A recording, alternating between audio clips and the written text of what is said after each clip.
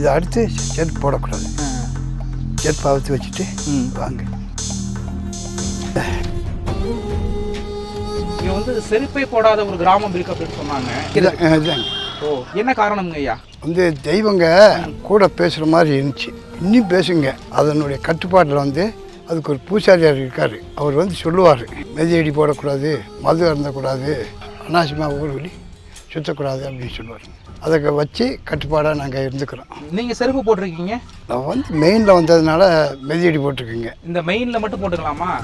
மெயினில் போட்டுக்கலாங்க, ஊருக்குள்ளே போட முடியாது. ஊருக்குள்ளே போட்டுட்டு யாராக இருந்தாலும்? ஆமாம், யாராக இருந்தாலும். அதான் அவருக்கு கல், அதாவது பாருங்க, அது 2 கல் இருக்குது. அந்த கல்லுக்கு உள்ளே போகக்கூடாது. அந்த கல்லுக்குள்ளே செருப்பு போட்டுட்டு போயிடக்கூடாது. ஊருக்குள்ளே போய் பார்ப்போம் அந்த கட்டுப்பாடுகள் அப்படிங்கிறது எப்படி இருக்குது அப்படின்ட்டு. இந்த சைடு தான் ஊர் இருக்குது, வாங்க போய் பார்க்கலாம். எங்கேயா அந்த கல்?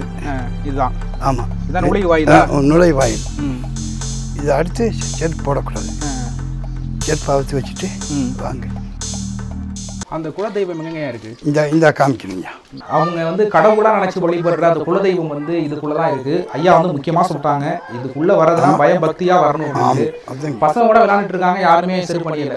இல்லை ஒருத்தர் இல்லைங்க செருப்பு அணியாமல். நம்ம கூட வந்த குழுவும் எல்லாமே வந்து செருப்பு எல்லாத்தையும் கழட்டி வச்சுட்டாங்க. ஏன்னா ரொம்ப ஸ்ட்ரிக்டாக சொல்லிட்டாங்க ஐயா. ஆமாங்கய்யா.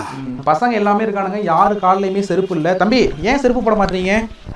சாமிக்காக போட மாட்டோம். ஓ, ஊர் கட்டுப்பாடு, யாருமே போட மாட்டாங்களா இங்கே? சாமி ஆடும்போது வந்து ஃபோட்டோவோ வீடியோவோ எடுக்கக்கூடாதுங்கிறாங்க. அப்படி எடுத்தால் செத்து போயிடுவாங்களாமே.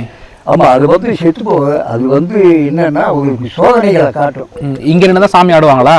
ஆமாம், ஆடும்போது எதுவும் எடுக்கக்கூடாது. எடுக்கக்கூடாது. அந்த சாமி ஆடும்போது எடுக்கக்கூடாது. எடுத்தா அவர்களுக்கு வந்து வீட்டுக்கு போகும்போது அங்கே அவங்களுக்கு பல சோதனைங்க, அங்கே வீட்டில் போய்தான் அவங்களுக்கு அந்த சோதனையை தெரியும். நீதியாக நடந்தால் தான் அதுதான் முக்கியம். அந்த சாமி மற்ற இது இருக்குன்னா இப்போ செருப்பு போடக்கூடாது அங்கிறதெல்லாம் அது உண்மை. நீங்கள் எத்தனை வருஷமா கிராமத்துக்குள்ளே செருப்பு போடாமல் இருக்கீங்க? கிராமத்துக்குள்ளே நாங்கள் அந்த போட்டதே இல்லை. பூர்வீகத்திலேருந்து போடுறது இல்லை. இன்னைக்கு வீட்டில் செருப்பு இருக்கு, இருந்தாலும் வெளிப்பக்கம் போட்டு போகிறது. இங்கே ஊருக்குள்ளே போட மாட்டீங்க? போட மாட்டேன். நம்ம செருப்பை கையிலே எடுத்துகிட்டு போயிட்டு அங்கே போய் போட்டுக்குவீங்க? அங்கே வந்து போட்டுக்கிறது. புதுசாக வரவங்கள்ட்ட இந்த மாதிரி சொல்லிடுவீங்க? ஆமாம், சொல்லிடுறது.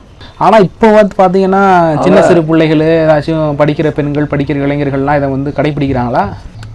கடைப்பிடிக்கிறாங்க. நீங்கள் உங்கள் காலை காட்டுங்க. நீங்கள் அப்போதுலேருந்து செருப்பே போட்டிருக்க மாட்டீங்க. இங்கே காலுக்கு தோட்டத்துக்கு போகும்போது போட்டுக்கு கால் அப்படியே காட்டுங்க.